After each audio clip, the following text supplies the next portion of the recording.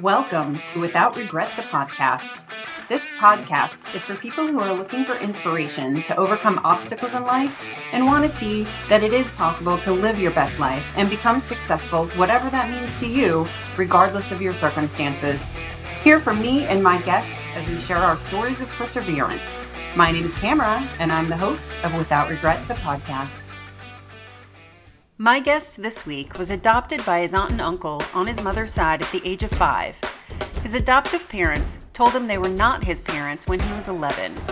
Later that year, both of his adoptive parents started drinking. At 12, he had tried alcohol, and by the time he was 14, he was experimenting with hard drugs. In 1988, grossly addicted to drugs and alcohol, he joined AA. This is when Dave Albin was introduced to the personal development industry. He attended a seminar with Tony Robbins in 1995 where he did his first Firewalk. Dave went on to work for Tony Robbins for just shy of 20 years as Tony's Firewalk captain. Dave retired from the Anthony Robbins Companies in 2014, shortly after Google hired him to put on an event for them. Firewalk Productions, LLC was born in 2014. Dave has done gigs for NASA, Heineken, the Entrepreneurs Organization, REMAC, Chick-fil-A, Prove It, NI, North Carolina Chiropractic Association, Wayne Dyer, T. Harv Eker, Crisp Video, Tony Robbins, and many others. Please welcome my guest, Dave Albin. Hi. Hey. Thank you so much for doing this again on a Saturday morning. It's quite all right. I get it, right? What's Murphy's Law? If it can't go wrong, it will go wrong. No. That's not Murphy's Law? The first one of Murphy's Law is don't mess with Mrs. Murphy. Oh. Gotcha. Second one is anything that can go wrong will go wrong. Yeah. Yeah, that's okay. It's cool. We were meant to record it twice. We were totally just meant to record it twice. I remember dancing with it, right? It's like, oh, okay. Yeah. Is my lighting that looks horrible. It looks bright. It looks very bright. Okay, let me see if I can turn that down. Better? Yeah, that's perfect. Oh, cool. All right. You look great. I clean up nice, do I? Yes. All right. Okay. So let's sure. start at the beginning. Well, to start at the beginning, when I was 5 years old, a couple of months before I was born, my biological father was a pilot in Korea, and something happened to him. And you know what? We don't know exactly what happened to him. We just know that he injured his head, and so to save his life, they put a plate in his head. Well, it also took his life. Because what happened was he was constantly telling my mom that he was in a lot of pain. And again, 2 months before I was born, he turned to my mom one day and said, "I'm going to the grocery store." And we never saw or heard from him again. So my mom was left with 2 other boys, me, living with my grandmother, her mother, and another cousin. So there were 6 of us living in a 1-bedroom apartment across the street from Hollywood High School. And so when I was 5, mom just couldn't make ends meet. It wasn't working. She was working as a server at the Roosevelt Hotel up the street and on Hollywood Boulevard, literally. And she did a very, very loving thing. She put me up for adoption. And her sister, Pat, and her husband, Bob, adopted me. So now they're my parents, right? So I moved from Hollywood to Long Beach, California. Bob Albin, highly decorated in World War II. It was a career military, both in the regular Army and the National Guard. And so there I am, right? 5 years old. And it was wonderful. I mean, it was a great relationship. They took really good care of me. We went camping a lot. We went out to dinner all the time. We went places, did things all over Southern California. And then when I was 11 years old, everything changed. It was the first day of summer, 1964. Now, we were coming out of 1963, the November of 1963, right, when President John F. Kennedy was assassinated. The Bay of Pigs was going on, so all the missiles that were in Cuba, things were pretty stressful back then, especially if you were in the military. Well, especially for my dad, right, because he was working in the Pentagon, and he knew a lot of things that the general population in the country did not know. And so that first day of summer, right, I'm up early in the morning eating cereal and watching TV, and my mom came into the TV room and grabbed me and said, "Come into the kitchen, David. Your dad and I need to speak with you." Well, what I'm thinking is going to happen is they're going to say, "Hey, we're going to go camping here." Like they're going to be announcing what we're going to be doing for the summer. And my mom, with tears in her eyes, she put her hand on my arm. I'll never forget it. She looked at me and she said, "David, what we have to tell you is we're not your parents." Well, at 11 years old, what does that mean? I mean, how do you get your brain around that, right? And then they went on to say, "Hey, your Aunt Dean, my mom's sister, right? She goes, she's actually your biological mother."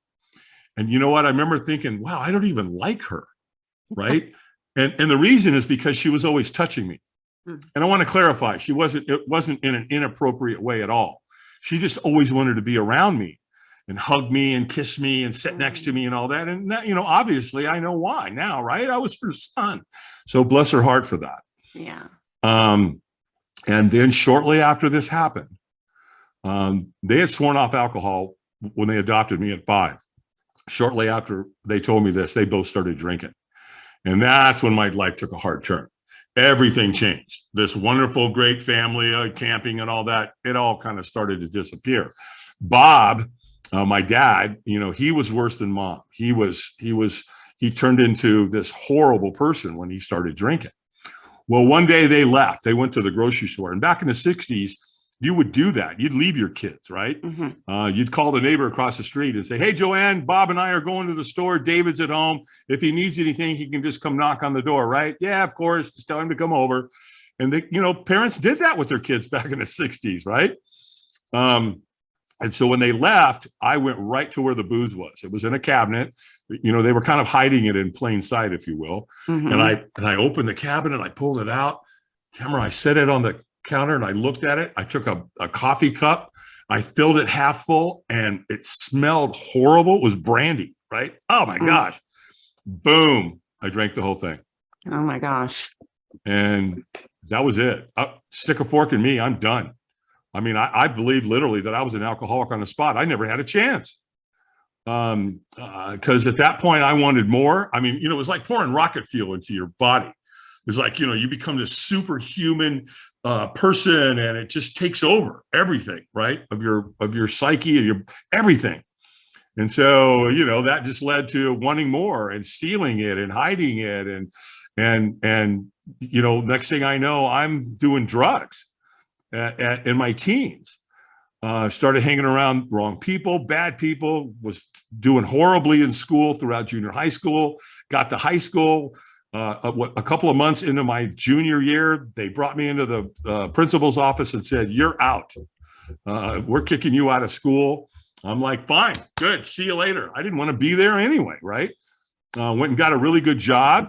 So one of the things that I learned growing up is I was always able to find work. I was always able to pursue, if you will, my entrepreneurial spirit and attitude about things.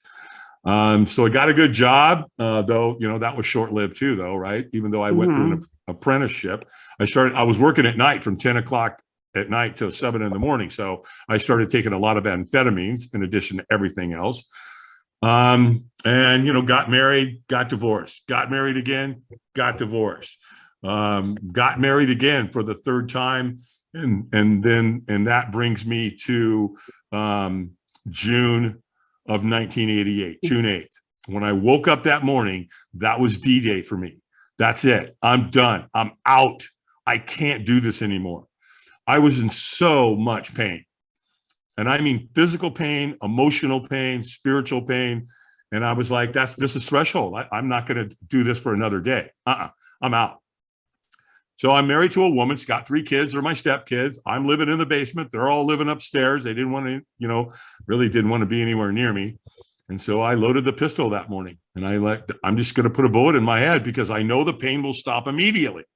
And you know what? I wasn't wrestling with, heaven or hell, or this is going to happen or that going to happen. It was all about me, 100% self-centeredness around me. I don't care. It's going to stop. This is how I'm going to do it. And then I thought it through a little further. And I remember thinking, you know what? If I pull that trigger, I'm killing those 3 kids upstairs. Yeah. Right? That's not right. You can't do that, Dave. Figure another way. Do something else. And though I wrestled with that a couple times, I put the pistol in my mouth twice. And then all of a sudden I had a thought. And the thought was, call Alcoholics Anonymous. Well, you know what's interesting about that? I didn't know who AA was. I had no idea. No references, nothing. Didn't know anybody that was in AA, never been to an AA meeting, didn't know who they were, nothing. But yet there's the thought. And I did. I called and I got this wonderful woman on the line with AA and started talking to her. And I affectionately, to this date, I call her Madge because she talked like this. Oh, I thought it was because she was magic. She was magic. But I think she probably smoked 2 packs of Pall Mall non-filter cigarettes a day. And that's why she talked like this. And she was brutal. She was in my face. You know, like, are you sure you're going to get sober? You better do what we tell you to do. I mean, she was just drilling me because she was the gatekeeper. She was the one that was going to make a decision whether she would call somebody to come pick me up. And apparently I must have given her enough information because she did. And she said a guy to come get me. And I got in the car and he took me to an AA group, an all men's group in Fairfax, Virginia. And I went to 4 meetings and this guy stayed with me the entire day. I went to a 12:30, a 4:30, a 6:30, and an 8:30 meeting. And at that meeting, they took a big book of Alcoholics Anonymous and they all signed it. And they put at the top, before you take that first drink, call one of us. And they put their first name and their phone number. There was probably 10 names there. They also gave me a living sober book and did the same thing. So I went home that night and somehow I got through the entire night without taking a drink. Well, at 8 o'clock the next morning, my phone rings. And it's John from AA. Now, he had been in one of the meetings with me and we exchanged phone numbers. He knew where I lived. He lived right around the corner from me. And so I gave him my phone number. He gave me his phone number. He calls me at 8 o'clock in the morning. And he's like, hey, good morning. This is John from AA. How do you feel this morning, Dave? And I'm like, how do you think I'm feeling? You know, I want to kill somebody and I might start with you, right? And he's going, yeah, calm down. It's no big deal. Listen, I'm going to come get you. I'm going to take you to breakfast and then I'm going to take you an AA meeting. And that's how it started. So some stranger comes, picks me up, stays with me all day. I meet all these incredible men who care, who are telling me, you know, let's do this, do that, don't do that. We'll guide you through this. Then I got a guy calling me the next morning and I didn't know any of them 24 hours earlier, none of them. And you know, the thing you can't fake is empathy. They cared. They knew my life was on the line because I told them. They'd been through it. They knew exactly what you were. Yeah. They knew exactly. Yeah. And so there's the congruency of that. And 2 days turned into a week and a week turned into a month. And when I got to a month, they gave me a medallion, another one that said 30 days sober. And then one at 60 days, 90 days, 6 months, 1 year. Well, as I was staying sober, I had insomnia. So I was up late at night all the time. And so one night I'm up 3 o'clock in the morning. There he is, Mr. Motivation himself, a young Tony Robbins, is selling personal power. And, you know, he influenced me in a couple of different ways, a couple of different things that he said. One was he said, we'll do more to avoid pain than we will to gain pleasure. And I thought, whoa, okay, I'm in quite a bit of pain. Maybe I should listen to this guy. And because I really didn't like him because he was so motivated, right? It was like he was kind of annoying, right? He was annoying as all get out. But I was listening. He had me. And then he said, you know, the way we make decisions, we're motivated out of inspiration or desperation. And I went, okay, well, I'm pretty desperate. So bottom line, I pulled out my American Express card. I ordered this program. They sent it to me. And again, it was a 30-day program. And to date this, it came on these little white things called cassette tapes. Right? So I plugged them in. I started listening and I went completely through it. And I did exactly what the man taught me to do. And it worked. Well, so now I'm back in AA. So now I'm, you know, introduced to the personal development industry. I'm in AA and I'm motivated. I'm inspired. And one of my buddies in AA is like, what's wrong with you? What are you doing? It's like, you lost a bunch of weight. You're looking good. You're working out. You started a new business. What's going on? I said, I don't know. I've been listening to this guy named Tony Robbins. He goes, I know who Tony is. And he goes, yeah, I know who he is. Well, cool. Well, I've got his program if you want to use it. If you promise me you'll go through it, I'll loan it to you. And he goes, yeah, absolutely. I'll do that. And I did. I loaned it to him. Well, 7 years later, right? This is back in 1988 when this is all started, when I got sober and got into Tony's stuff. That's in 88. Now it's 1995. And my phone rings and it's Dan, the guy I loaned the program to. And he's like, hey, man, hey, I just wanted to check with you, man. Hey, did you know that Tony Robbins is coming to town? I'm like, no. He goes, yeah, man, he's coming to town. He goes, come on. You got to go with me. You got me into this. You have to go with me. And I'm like, well, what's the date? And I'm going, okay, well, that works. I'm available. He goes, great. You'll go? I said, yeah. And he goes, I'll call you back. Boom. Calls me back an hour later. He goes, done. We pick up the tickets at will call. And here's what they told me to tell you. Number one, bring snacks. We're going to spend a lot of time in the room. Number two, hydrate. Drink a lot of water. You've got to stay hydrated. Number 3 and 4, bring a good attitude and be ready to play full out. And I said, Dan, how much was the ticket? He said, $700, $695. I'm like, what? $700? And this is in 1995. I know it seems cheap now. Yeah. Oh, it's a bargain now, but yeah. that's like $7,000 today. Right. Yeah. So, yeah. So, all right, well, I'll pay you back. He goes, yeah, no, I know you will. And so, the big day comes. Well, we get there, we get checked in. We're in our seats at 2:00 in the afternoon, 3,500 people at this event, 4-day event. This is day one. Tony takes the stage at 2. Well, the next thing I know, it's after midnight. We've been in a room with this guy for 10 hours. And by the way, let me back up. When he called me and told me that, we were going and, what to do and would drink and hydrate and all that, before he got off the phone, he goes, oh, by the way, I forgot to tell you, we're going to be doing a firewalk. And I remember thinking, you're out of your mind. Oh, that's a hard no for me. Now, I'm not saying this, I'm playing this in my head, right? Because it's interesting. When I go back and think about that moment, I was saying no to a firewalk. I didn't know what a firewalk was. Right. I had no idea. I had no references. But it's an interesting pattern that I ran all these years because fear had taken a lot from me, just like it does most people, right? Because the fears we don't overcome become our limits. And that's where I was.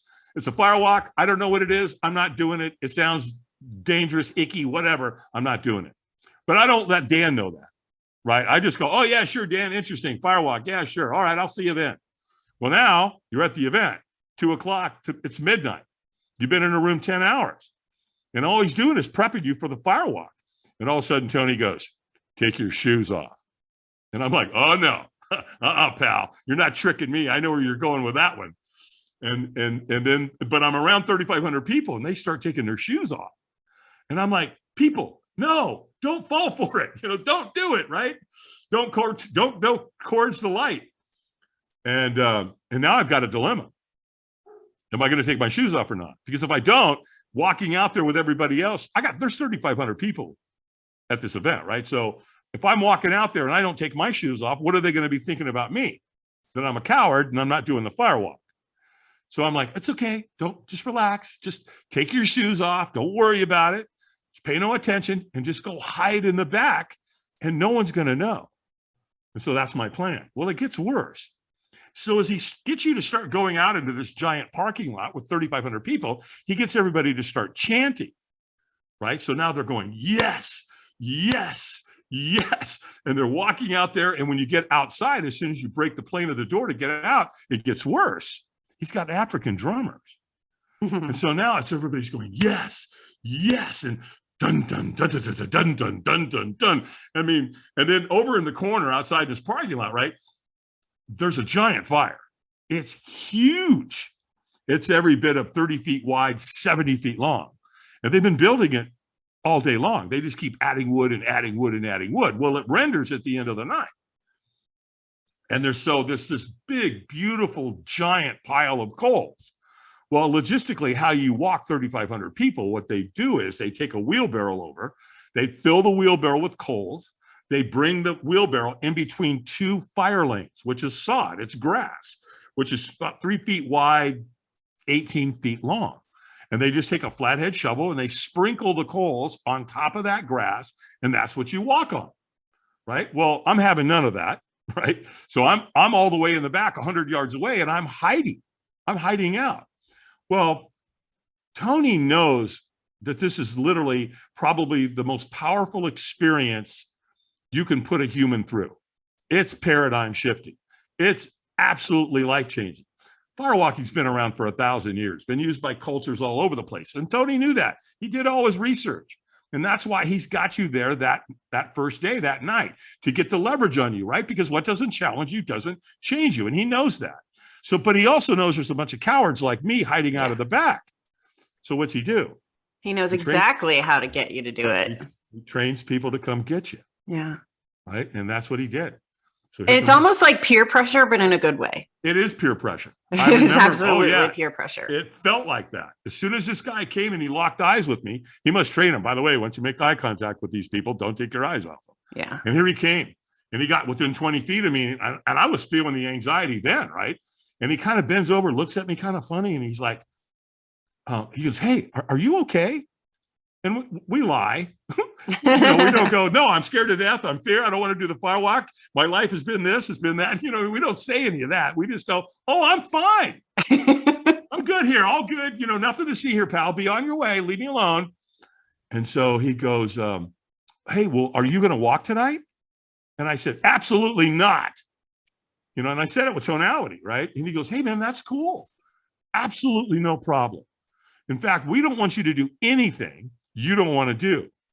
And so that kind of relieved the pressure. I thought, okay, I like this guy. He's going to get me out of here. And then here's a stranger. I don't know who this guy is to this day. I mean, my whole career, he changed my whole life with one question, one stranger. Don't underestimate what one stranger can do with a smile or with a question, because it can completely alter your life. He said, "Wouldn't you at least like to watch?" And I thought for a second, I went, "Yeah, that should be fun. Let's do that. Let's go watch these people burn their feet off." And he goes, "Well, listen, man, you can't see anything from way back here. I'm 100 yards away." He's right. I can't see anything. The event's already started, though people are chanting, "Yes, yes," and the drums are dun, dun, dun, dun, dun. And people are already doing it because you can hear them screaming and yelling and celebrating. And he goes, "Well, look, just get in line. And eventually you'll get up close enough, you'll be able to see it," which he's telling the truth, that you had to do it that way. So I get in line, I'm just kind of walking along and, and it's unlike anything you've ever experienced. It is a dog and pony show like you wouldn't believe, right? Super, super intense. And all of a sudden this guy comes up to me and he whispers in my ear and he goes, "He knows when you're ready. When he says go, you go." And then pew, this guy just disappeared into the night. And I'm like, who was that? What was that all about? And so now I'm walking along, and all of a sudden I get to a point. I can't see in front of me. I got hundreds of people in front of me, but I can see it at an angle. And I'm looking and I'm going, holy, they're doing it. Every race, every creed, every color, every age, they are walking on fire. And my brain's going, what are you doing? Why would you do such a thing? Metaphorically, what's going on here with these people? And so, it's kind of like I was in a trance. Now I'm just staring at these people. Can't take their eyes off. It's like driving by an accident, right? You go, I'm not going to look at it. I'm not going to look at it. Then of course you stare at it, right? Well, same thing, kind of the thing going here. And so I'm mesmerized. I'm in a complete trance and I'm just staring and I'm walking along, and all of a sudden, boom, guess where I am? Yeah. I'm at the front of the line. Well, when I look down, the coals on that 3-foot, 18-foot lane, they're glowing bright red. There's no question that they're hot. And the wheelbarrow's there. You could feel the heat coming off of that. And I'm staring into the abyss. I literally thought my heart was going to jump out of my chest. It was pounding. I'm scared to death. As I'm staring, there's a trainer standing there. And all of a sudden the trainer goes, "Eyes up." Oh, that's right. Yeah. I'm in a room with Tony Robbins for 10 hours. Guess what he tells you to do? Keep your eyes up. Don't stare at what you fear. That's your problem. Think through it. Think through the celebration end once you get to the other side. So now my eyes are up and the trainer goes, squeeze your fist and say yes. And I went, yes. And he went, stronger. And I went, yes. Well, he could tell I wasn't in a peak state. I was leaving a ton on the table and he knew it. So he screamed at me, stronger. Well, now I'm like fight or flight, right? I threw my hands in the air and I screamed at the top of my voice, yes. And he goes, go, go, go. Pooh. I took off. Well, here's the first thing I learned about firewalking. When you take that first step, metaphorically like life, you'll take the second, third, fourth, and fifth, right? You are not going to stop on those calls. Well, he stages two people at the end, right? And they lock arms and they stop you and they're like, stop, wipe your feet and celebrate. And so I'm kind of wiping my feet and all of a sudden I go, oh my gosh, I've burnt myself really bad. And I look at my foot and it's dirty, but there's no burns. Oh, it's my other foot. I look at it. It's dirty, but there's no burns. And now I'm looking back. The coals are bright red. They're 1,000 degrees. I had just walked on coals that were 1,000 degrees. And here's what's interesting. I don't have a clue how I did it. None. Do you remember it? Oh, I remembered it, right? But I did it and I didn't know how I did it, right? Mm-hmm. Ever done something like that? Where you go, yeah, that's me. That's right. I did that. That was me, right? But again, I had no idea how I did it. How do you walk on coals that are 1,000 degrees and not burn yourself? I don't know. I still don't know. People ask me this all the time. How do you do it? I don't know. I just know that I walked that night and I didn't burn myself. And I'm with 3,500 people who did the same. And so when you're in the celebration and at that point, it's exhilarating. It's a feeling unlike anything you could ever imagine. You feel unstoppable. You can conquer the world. And people are yelling and screaming and they're celebrating and it's such a fun, it's just a beautiful, beautiful experience. Well, here's where it gets more interesting. The next day. So now we're in day 2. We did the Firewalk that night. And no, I didn't wash my feet that night because I just wanted to, carry it into the next day to look at them. Go, yeah, look at my feet are still dirty from the Firewalk. So when we got in that morning, we're all standing in the foyer getting ready to go into the venue, right? 3,500 people. And to this day, I've never seen or witnessed anything like it. It was community. I mean, people were communicating with each other humanistically, unlike anything I'd ever seen. They were laughing, they were crying, they were hugging. People were hugging all over the place. They're telling their story. They're talking about the Firewalk. And so everybody's belief system the night before, right? Our self-confidence, our self-belief, our self-worth got raised. And when that raises simultaneously with everybody else, your self-worth comes up, that's vibrational. So now that next morning, we're vibing at a level unlike anything I'd ever experienced. To this day, I've never seen anything like it other than another Tony Robbins seminar. And I'm like, so are we all connected like this at this level because of that Firewalk? Is that what happened? Did we drink the Kool-Aid last night? I mean, what's going on? And the answer is yes. And that's why communities all around the world have used it for hundreds and hundreds of years, because that's what it does. It creates a rite of passage.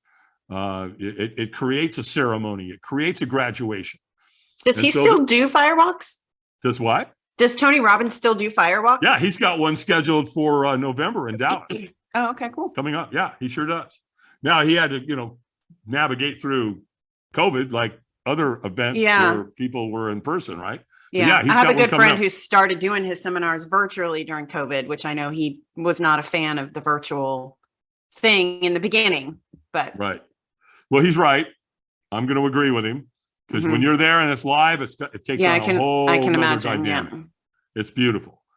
In fact, I was on a Zoom call with Tony here a few weeks ago, and my team, he came in and said hello, and he said, hey, I want you guys to come to my event in Dallas, and so come as my guest, and he did that.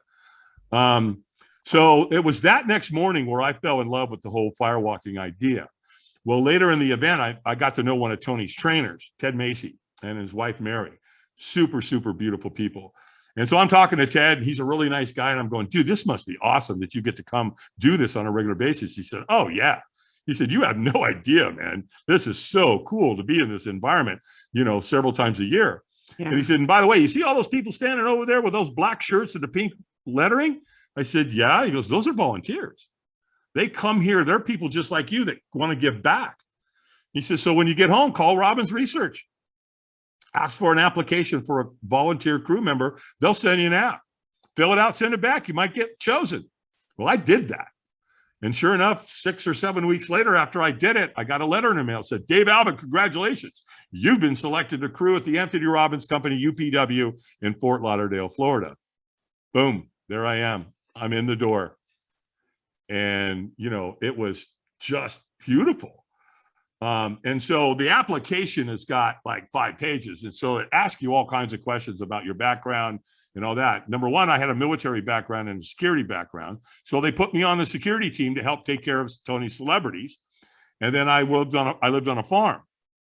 And so I had, I could use tools and a log splitter, and I could use equipment. And so they put me on the fire team outside. It takes about 60 to 70 people, roughly, volunteers, just to be able to facilitate the Firewalk alone. This is a lot of physical work. It's a lot of work. But I loved it. And there I was. And I think I crewed 5 or 6 times. And the next thing I know, they're offering me a subcontractor's position to help with the security team. Because I had a military background and the rest of them didn't. And so that would have been in 95, 96. And then in 2003, my life forever changed. Tony offered me the position of fire captain to take over all of his firewalks globally. And he even paid to have my family, kids, come and be part of it. Because I homeschooled, and so he jumped on it. He's like, well, bring your family. And we did. In fact, our first event with Tony, when I started bringing my family, was Sydney, Australia, right? So that's how that started. Well, that's 2003. 2005, we go to London, and we set a world record. We firewalked 12,300 people. And when I say world record, I want to disclose something. I want to be crystal clear. Guinness Book was not there. But I still say it's a world record because to my knowledge, no one has ever facilitated a firewalk anywhere close to 12,300 people, other than, of course, another Tony Robbins seminar, where we did 10,000 or 9,000 or 8,000 or 7,000, whatever. And then in 2014, life took another turn. Next thing I know, I'm talking to Google, and they want to hire me to come in and do a firewalk for them. And what we did, because they wanted to do this event in the middle of the day, I said, we can't do a firewalk in the middle of the day. It's a safety issue. But what I can do for you is a glass walk. And they're like, a glass walk? Yeah, I'll teach your people how to walk on broken glass. And they said, well, that's pretty interesting. Tell us about that. And so that's what I ended up doing. We did 2 glass walks for Google in 2014 and 2015. And that's when I actually talked to a Google representative, and they told me, hey, you might want to think about starting your own business, man, because there's a huge demand for a corporate team building experiences that you can facilitate. These are life-changing experiences. This is what CEOs are looking for. They want that paradigm shift. They want that community. They want that culture. They want an incredible corporate team building experience that creates change. And you're at the top of the heap, guy. So, it's up to you. Do what you want, but you might want to think about starting your own business. And I did. I took that to heart. And so Firewalk Productions was born. And the next thing I know, from Google, I'm at NASA. Then I'm at Notre Dame, Virginia Tech, Remax, Chick-fil-A, Heineken, Microsoft, YMCA, high schools, junior high schools. I mean, I've spanned the entire spectrum. Because, there's other events that we do too. We do board breaking, which is a martial arts move. We do the arrow break, where you put the arrow in your neck and step through it and break it. We do rebar bending, where 2 people put steel in their throat and bend the steel. The glass walk, people love the glass walk because logistically it's real easy. Firewalk, there's a lot going on. You got to talk to fire marshals and got to build the fire. It takes a lot of people. With a glass walk, you walk in with a suitcase, right? You unpack it, you lay out the glass, you walk them, and you pack it up and you're out of there. So yeah. And the next, because you just never know. And the next thing you know, you're on the Without Regret podcast, right? So, right. So here we are. And you have no regrets. None, not a single regret. That's awesome. No, I better not. Right. I better be darn grateful, because my life has come full circle. It was handed back to me on a silver platter. Obviously, I had more work to do. There were things that I needed to do. And we're all on this planet. There's no accidents. We're all here. We all come from the same numbers, right? The chances of being born is 1 in 400 trillion. Right. Yeah. Right. So whether you were born in LA or you were born in South Africa, it doesn't make any difference. The numbers don't change. And that's where, I like to talk about the hereditary or the ancestral side of things, right? Because if we go back 400 years, let's say you go back 400 years and I go back 400 years and look at our family, what had to happen? 400 years is 12 generations. How many people is that? If we do the math, 4,094 people. Every single one of those people, if everything doesn't line up perfectly, you and I aren't here right now. Right. And was time tough back then? You think? 100 years ago, you weren't on a podcast. You had your rifle out, in the woods somewhere looking for food, or you were working your crops. You were growing food. You were sewing clothes. Life was a lot different. And so, I think it's Grant Cardone who says that every once in a while, someone in that hereditary or ancestral tree rises up. And, I got sober. I just celebrated on June 8th of this year. I just celebrated 35 years. And so I think it's awesome and amazing how you did it the first time. Right? Yeah, that's crazy. It is crazy. That's not, results are not typical. No, it's not. Especially when you've got alcohol, heroin, and cocaine. So alcohol's bad enough, but when you throw in hard drugs, how I got through it, I don't know. I just know that I did. You found the right group of guys. It sounds like they really held your hand, and that was awesome. Well, and typically that's the way AA works. That's the way it's supposed to work. Yeah, that's not been my experience. I don't have a ton of experience with AA, but my ex-husband was an alcoholic and went to AA, and he really didn't get that support like you got. Maybe he didn't need it as much as you did, but there was nobody calling him saying, "Hey, come to a meeting." Like, that's why they tell you early on, get a sponsor. Right. When you would come to our group, you didn't leave. If you were new, you didn't leave without a temporary sponsor. They wouldn't let you leave that night or that day. Yeah. Hey, Steve, see John? He's going to temporarily sponsor you until you can find a permanent one. Here's a big book. Read it. Yeah. Here's the Living Sober book. Read it. Go to 90 meetings in 90 days. Don't drink one day at a time. Here's our name. Here's our number. If you think you're going to drink, call one of us. I mean, because in the preamble, it talks about very critical part of AA, and that's, it says, when anyone anywhere reaches out, I want the hand of AA to be there, and for that, I'm responsible. Well, I took that really seriously, and I still do to this day. I recently, here a couple of weeks ago, had a friend reach out to me at 3 o'clock in the morning. I need help. I relapsed. I don't want to live. I'd be better off dead. Whoa, that's scary stuff. Where are you? I'm here. Can I come get you? Yes. Boom. Right. So I'm trained. I'm programmed. I run a pattern when it comes to helping others achieve sobriety. So to me, it's critical. And unfortunately, AA is getting watered down. Yeah, that's what I think. COVID changed a lot because the meetings were shut down. Yeah. Which don't even get me started on that. I'd be dead, guaranteed.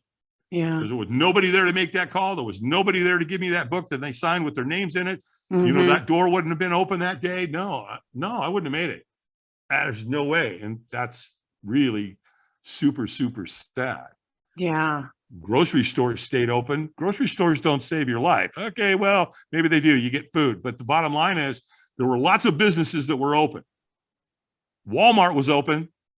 Why wasn't Alcoholics Anonymous open? Right. So anyway, I don't mean to go off on a tangent. I'm just saying, it's okay. That's our job, is to save people's lives. And that's, that's what we're there to do. Right. So you were adopted. Your adopted parents, who were your aunt and uncle originally, were amazing in the beginning. Yes. 6 or so years in, you find out that they're not your parents. Yep. And that did something to them, you think? Does that? Oh, I mean, I think when we talked before, you weren't sure if it had anything to do with them starting to drink, but yeah. Well, again, the Bay of Pigs was going on. So I know my dad was under a lot of pressure with the missiles and Cuba and, nuclear holocaust, if you will. And Kennedy had just been assassinated. And there was a lot of, there's a lot of conspiracy theories and stuff floating around. My dad knew what was going on. He was working in the Pentagon. Yeah. He was a ballistics expert. When they said Kennedy was shot from the back, he goes, no, he wasn't. He was shot from the front. I saw it. Right. So there I was at that young age, introduced to my first conspiracy theater from my dad. But I trusted my dad because he knew ballistics. He knew that Kennedy was shot from the front. Right. So, and a lone gunman shot him from the back. Well, okay. But you know what I mean? So anyway, the bottom line was there was a lot of pressure on my dad. And so when my dad started drinking, plus telling me that I'm not their son, and they just, they caved like a lot of people who drink. I'll just have a drink. I'm stressed. Let me have a drink here and let me self-medicate. Well, that's not going to work. Yeah. But we don't know that until we get to, sometimes it's too late. And that's what happened. And again, it completely altered the course of my life once I started drinking myself. Did your drinking have anything to do with learning that they weren't your parents? Do you think? Wow, that's a really great question. I never even considered that. Maybe it's possible. I just knew that these two amazing people that I loved and were absolutely wonderful, when they drank that stuff, they became, nasty people, especially my dad. He just turned into this. He was nasty and mean. So why would that make you want to do that? Wouldn't you would think logically? Because I was fat. I was like, what is this stuff? Why do they turn into these people when they do this? So I guess I wanted to experiment with it. I don't know. Like, what is so great about it that they, even though they act this way after they do it, they can't stop doing it? Right. Yeah. I don't know. Curiosity is up there. Yeah. I don't know. Maybe I just thought that would be my way to combat it. Like my mom. Yeah, right. Because that's what my mom was doing. Yeah. I know my mom, she was drinking, just to stay up with him. And so maybe that was the idea. Maybe I could sense some of that. I guess there could have been a ton of reasons. I just know that I poured it in a coffee cup and down it went. And that was it. Stick a fork in me, I was done. I never had a chance. I believe I was an alcoholic right on the spot that moment. Yeah. And it took me until June 8th of 1988 to reach out for help and say, I can't do this anymore. Yeah. Where are your parents now? Are they both deceased? Yeah. Mom died back in the 70s. She died to cancer. They both smoked. My dad passed away a few years after that. My dad's buried at Arlington West. They have a big cemetery in Riverside, California. That's Arlington, right? It's just called Arlington West instead of Arlington, in DC. Yeah, sure. And so he's buried there because of his military, he was buried with the full 21 gun salute. And again, did they get sober? My mom did. She stopped drinking. Dad kept drinking. Dad finally got sober and he started using cannabis instead of drinking, which was fine because at least he wasn't a jerk.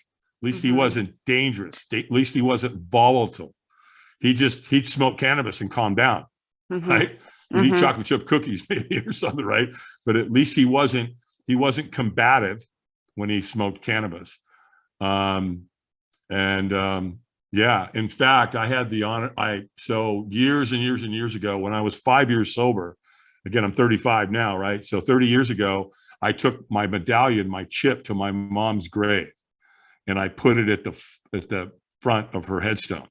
And then when I had 10 years, because he died after that, I went to his headstone and put my 10-year chip at the base of his headstone and said, this is for both of us. So I got to do that, and I made amends with him, right? Because that's part of the program. part of the program, part of the recovery. And because I worked the steps hard. And if my sponsor told me to do something, I did it. Sometimes I didn't like it, but when you start facing your own calamities and your own shortcomings and your character defects, and you go back and you make amends and you get your side of the street clean, it comes down to the maintenance part of it, right? You keep your house clean, you keep things in order, you grow spiritually, and you help other alcoholics achieve sobriety. That's it. Once you get there, then it's just about maintenance. Mm-hmm. So yeah, it's been a wonderful, wonderful, at least it has been for me. AA has been spectacular. Well, the program works if you work it. That's what they say, right? That's a fact. You do have to work it. And you have to want it, I think, bad enough. Sure. Yeah, you did. And I did. And you did. Yeah, you really did. I did. I'm ready. Because you were literally gun in your mouth. Like that was it. It was either that or die. Yeah. Those were the options at that time. Right. So, so I was motivated. I was inspired, like you say, if you want what we have and you're willing to go to any length to get it, then you're ready to take certain steps. Yeah. And they gave you the promises, and the promises, they say these are guaranteed. If you work the steps and you work the program, and all of the promises came true to me. So does it work for everybody? No. I think you have to have a capacity to be brutally honest. Mm-hmm. And if you don't, then you're going to struggle. Yeah. Because it's a simple program for complicated people. I mean, it really is. You get up every day and you give thanks, and you go to a meeting, you help another alcoholic achieve sobriety, work the steps. Mm-hmm. Don't pick up one day at a time, and one day it'll turn into a month, and then 2, and then 3, and a year, and boom, next thing you know, you're on the road to recovery. Mm-hmm. And a lot of them miss it because they don't, that final part of being willing to help other alcoholics achieve sobriety. I tell people all the time, look, this is not the Chamber of Commerce. Okay. This is not the Qantas Club, boys and girls. This is AA, and we're in the business of saving lives. Become a good gatekeeper. I love it when somebody new walks in the door, because I know what that feels like. I know what it looks like, sounds like, acts like. Boom. You know what they want? They want attention. Mm-hmm. They need somebody to go, here, do this, write this down, call me, I'll pick you up. They need all that. Just like, we do what we are a product of, right? So I do what I hate to use the example as a multi-level marketing company, but you'll do whatever your sponsor did to you. Mm-hmm. Right. So if you were treated a certain way when you got to AA, then chances are that's what you'll do as you move through AA in your career of sobriety. Mm-hmm. Because there's a big difference between being sober and living a life of sobriety. Don't confuse the two. There's a big difference. Mm-hmm. Yeah. Okay. That's For interesting. Sure. Yeah. So you have so much strength. So like an incredible amount of strength. Where do you think that strength comes from? Wow. Great question. I don't know that I've ever been asked that before. Yeah. I think I got to a point where I realized that I'm not here by accident. I have a purpose. I believe the two most important times in somebody's life is the moment they're born and the moment they figure out why. I also believe that every human has 2 lives. And the second one starts when you realize you have only one. Mm-hmm. And so I think once you get to that point and you know that you're here to serve, because if you help enough people get what they want in life, you'll always get what you want. It's a universal code. And so I became addicted to helping others. Mm-hmm. I became addicted to watching somebody standing in front of that fire lane, getting ready to walk on fire, and the look on their face, scared to death, apprehension. Oh my gosh, why am I doing this? And all of a sudden, boom, there's this moment where their brain clicks and they go. And then you get to see them on the other side, on the celebration end. Mm-hmm. That is one of the most spectacular things you can ever experience with other human beings.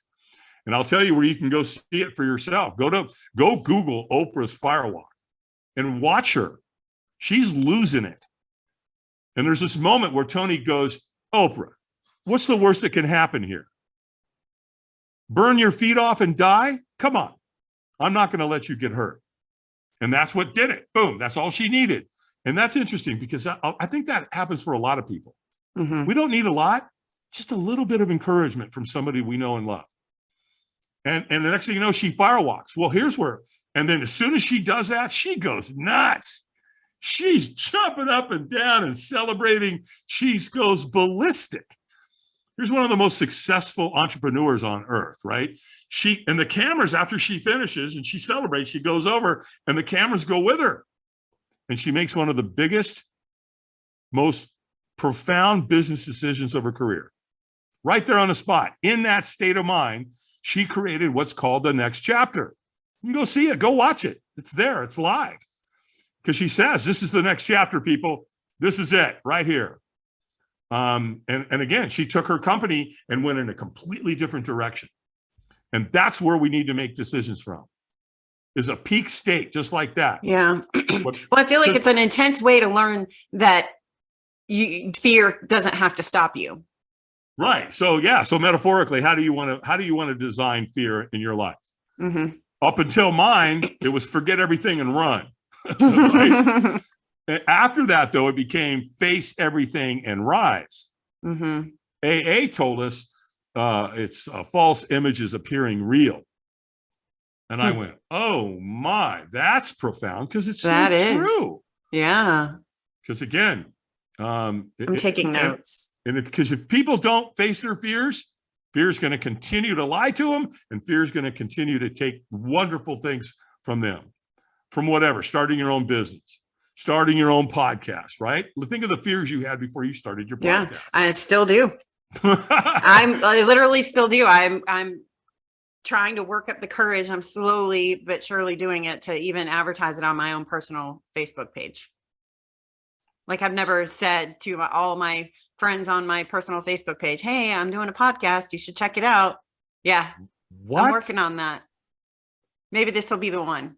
I share it from my podcast page on my personal page, but I don't say this is me doing this. Wow. Isn't that interesting? That just came out for a reason. Yeah. Wow. Well, I would love to be the one that walks with you down this path, and you post it on your personal Facebook page. I will do that. I'll do it. Oh, look at you go. Now. Yes. Oh my gosh.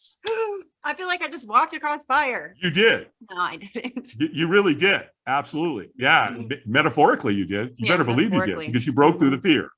Yeah. So, and well, I haven't done it yet, but yeah, well, yeah, but you just committed to doing it. So I did. I committed, and I will. But here's the thing: we need your greatness, and so does your friends and family. Yeah, they need that. We all need that. I have so many friends who are so inspiring to me that have overcome things. And when I started this podcast, I was like, oh, I have this huge library of people to choose from to be guests on my podcast. And then when I reached out to them, they were like, oh, I can't do that. No, I can't tell my story and put it on the internet for the whole world to see. Because the power is in the vulnerability. Yeah, it is. That's very true. Yeah.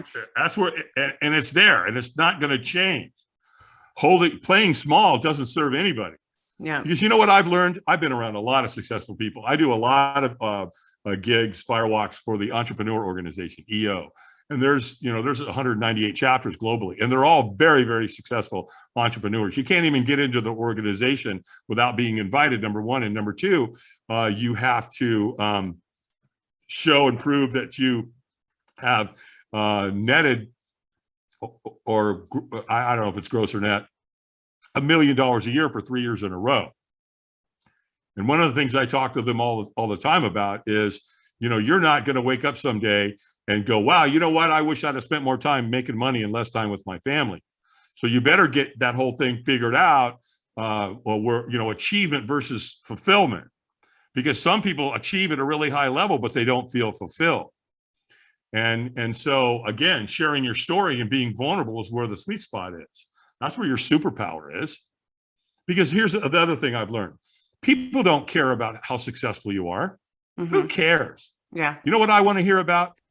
I want to hear about your struggles and how you overcame them. And how you overcame them. That's exactly what this podcast is for. Yeah, exactly. Because it's all about your regrets. And so you just answered your own podcast name.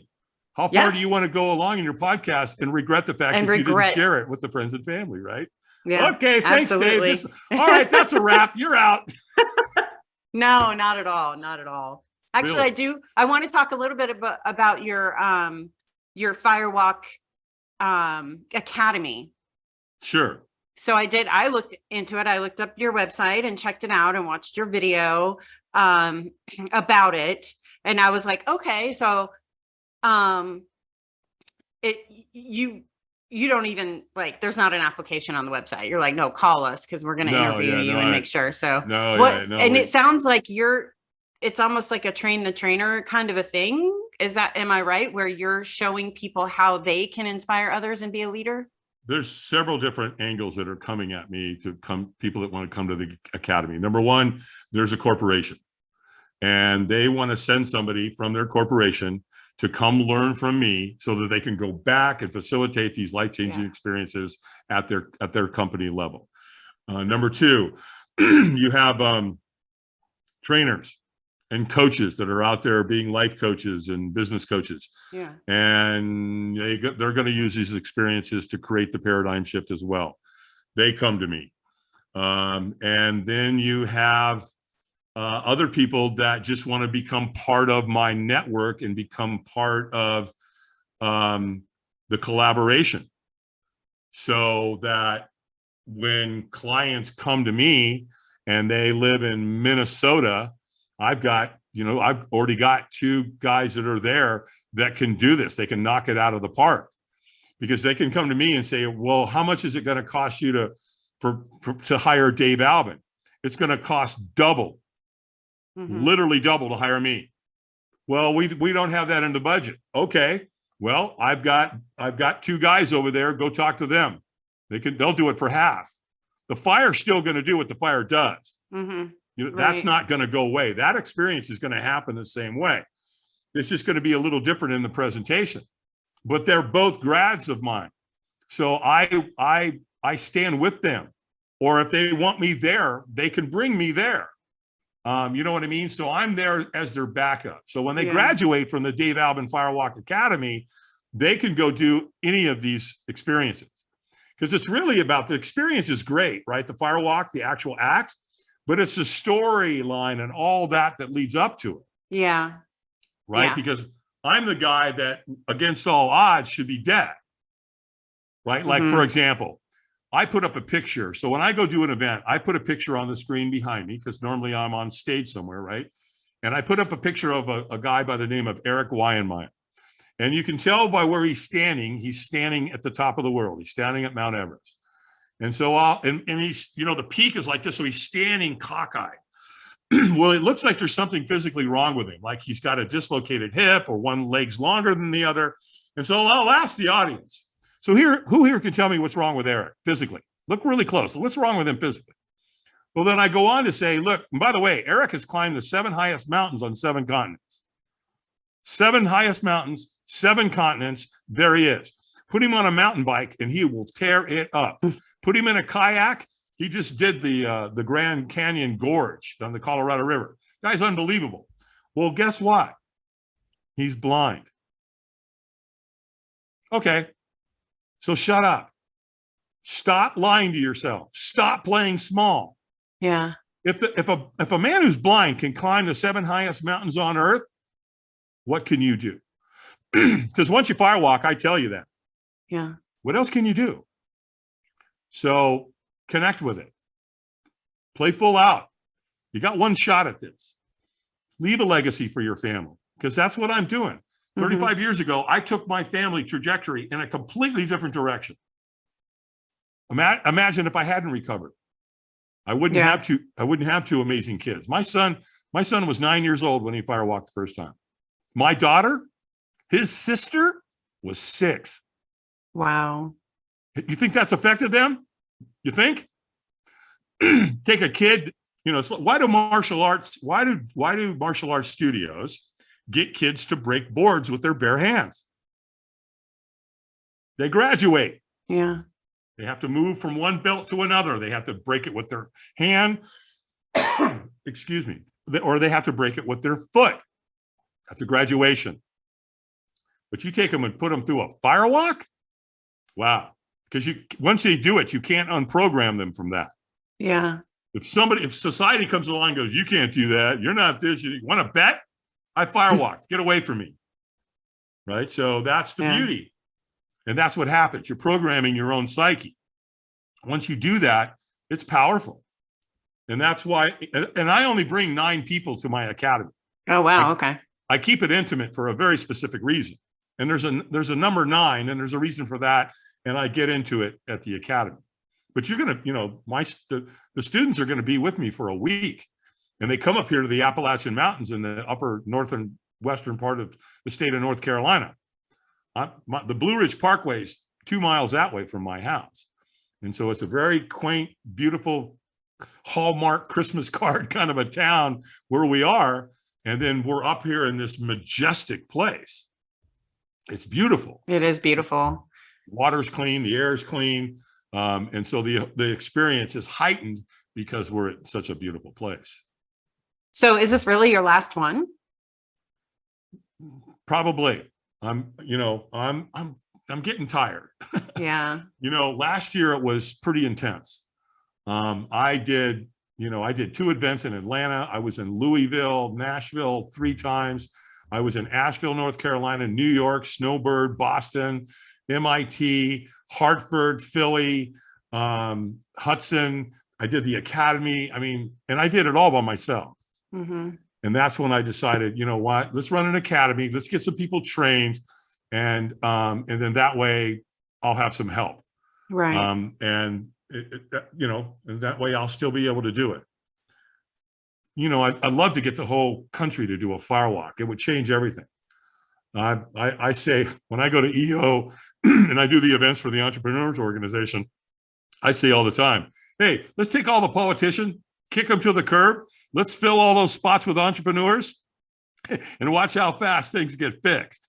Yeah, no kidding. Right? Because entrepreneurs know how to get stuff done. Yeah, they do. They're action takers, man. They don't stand around and think about it. They take action, they get it done. That's the entrepreneur mindset. Yeah. So, we're doing it. We're doing it one firewalk at a time. So the Firewalk Adventures isn't necessarily a physical location that people come to you. You go to them with that, correct? Yeah, typically. Yeah. So XYZ company will call me and say, hey, Dave, we're launching a new product. Or we got dissension going on because of COVID. Everybody's arguing still over masks and vaccines and their political affiliations, and it's killing business. I know it, man. When people don't get along in the workplace, production goes into the toity. And so they come to me and say, can you fix it? Sure can. Yeah. And I should clarify, it's not me. The fire fixes it. I'm just going to facilitate that experience. Because it brings people back to humanistically getting along. It's like that second day of my firewalk, right? There I was in the foyer getting ready to go into the venue, and here we are, 3,500 people, and we were all absolutely magically connected because of the experience the night before. It's kind of like almost like a near-death experience, right? You can firewalk with somebody and not see them in 5 years, and walk through the grocery store and you go, "Oh my God, look, it's Tamara. Oh my gosh, hey, it's Dave. How you doing?" You know what I mean? It's that instant camaraderie, that instant connection. That's the beauty. That's what it creates. And that's what you want. Because if you're going to have somebody in the workplace, you want them to move together and act together and appreciate each other and have respect for one another. You can't be working across the table from somebody and hate them. Right? So yeah, that's what it does. So, and the beautiful thing is you can monetize it. People will pay for it. Yeah. They get it. Yeah. There's a lot of people out there that know more about firewalking than you can, that you would think. Yeah. So, and if they don't do, CEOs know, if they don't fix it, they're in trouble, and they know it. Yeah. So today, more than any other time in our planet's history, we need something to reconnect us, and firewalking does that. It's just that simple. So how does somebody reach out to you? How does somebody find you? Yeah, just go to the website. Firewalkadventures.com. Firewalkadventures.com. And then in the top left corner is the Academy. And if you go there and you look at it, you go, you know what? Maybe I should do this. Yeah. Maybe this will change my life. Maybe I can change a lot of other people's lives. Maybe it's time to break out of this mindset that I'm in, and let's go. What I do is I get everybody on a phone call. I do a call. I do a discovery call. And if they're not a fit, I'm going to tell them, I'm not doing this because I need the income. Mm-hmm. I'm doing this because I want the network of people, the collaboration. I want people to go back and knock it out of the park. Mm-hmm. And so that's what we need. And I'll tell you what, if any of your listeners do that and they go and they look and they go, hey, I want to go look at this. If they come back and they go, all right, Dave, how much is it? I'll give them a substantial discount for being on your show tonight. So okay. I'll give them a code. And that code is, get the pen to work, 6828. So that's 6828. Okay. Give me that code somewhere in the process, and I'll give them a nice discount for being on your podcast today. Awesome. I know. I noticed you don't talk about how much it costs. No. Is there a ballpark you can give me? I can on a call. Okay. Gotcha. All right. Sure.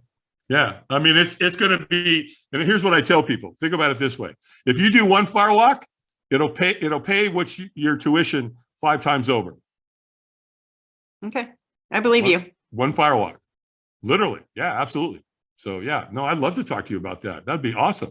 Okay. A lot of women come to the academy. Where are you, by the way? I'm in Colorado, just outside Denver. Oh, wow. Okay. I was out there. A friend of mine launched his book called Painted Baby, and he's in Colorado Springs. And so nice. I was out there. Yeah. Yeah. I love Colorado. No doubt Me about too. I moved here almost 6 years ago now.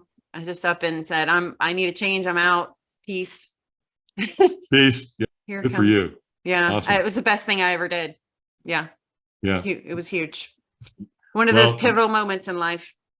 Yeah. You look back and go, wow, think about if I hadn't have done that. Right. Yeah. I think back to the Firewalk and had that guy not come and found me, a stranger. To this day, I don't know who it is. I don't know. I mean, look at all that. I wouldn't be anywhere without him. And so never underestimate what a stranger can do with one question to change the direction and the trajectory of where you're headed. Right. Yeah, 100%. Well, I have taken up enough of your time for the second time. So I appreciate you so much. All right. Well, I'll be talking to you again soon. You got it. All right. All right. Thanks for having me. All right. You got it. Ciao. Have a great weekend. Bye-bye. You too. Bye. This has been a Without Regret production. For show notes and resources, visit withoutregretpodcast.com. Senior producer is Tamara Albrecht. Our theme song is by Michael Braguglio. Artwork is by Tamara Albrecht. Executive produced by Tamara Albrecht. You can follow us on Facebook at withoutregretpodcast.com and on Instagram at without_regret_podcast. Don't forget to subscribe wherever you get your podcasts.